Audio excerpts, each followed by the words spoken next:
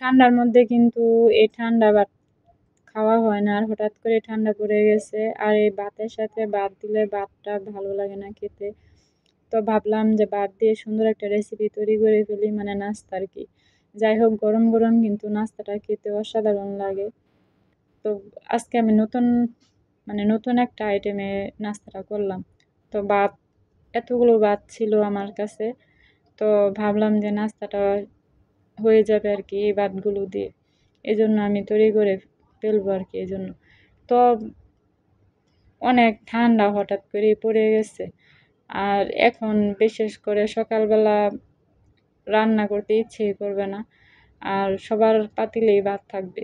সবাই আমার মতো একই সেম অবস্থায় করবে, আমি জানি। কারণ ওরা একদম 9টা-10টার সময় রান্না করবে। কারণ শীতের ঠান্ডার সময় রান্নাটা করা অনেক ঝামেলা হয়ে যায় আর কি। যাই হোক, তারপর আমি এই আলুগুলো দিয়ে দিছি। আর আলুগুলো একটু হালকা হালকা ভেজে নিব, তা না হলে কিন্তু ভাতের সাথে দিলে আলুটা কাঁচা থাকতে পারে। তো আমি এখানে একটা ডিম ভেঙে দিছি। ডিমটা ভেঙে দিয়ে সুন্দর করে ডিমটা নাড়াচাড়া করে আরও ভেঙে দিতেছি। তো ভেঙে দিয়ে একটু হালকা পরিমাণে একটু হবে আর কি। তারপর আমি ভাতগুলো দিয়ে দিব।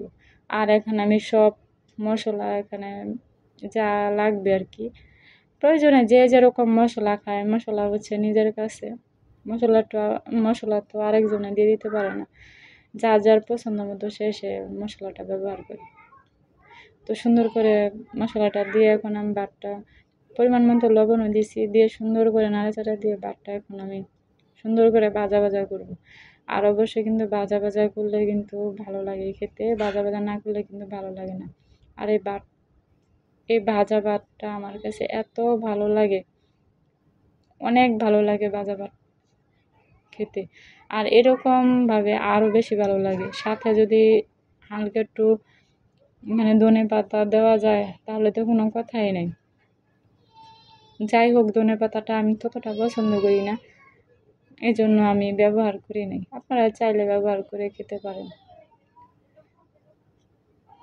আর যত ভাজা হবে ভাজা ভাত, তত কিন্তু ভাত ভাজাটা সুন্দর হবে, তাই না? এটা সবাই জানি আমরা। আর তেলটা একটু বেশিও হবে না, কমও হবে না, একটু ভাজির মতো তেলটা থাকলে তাহলে ভালো লাগে।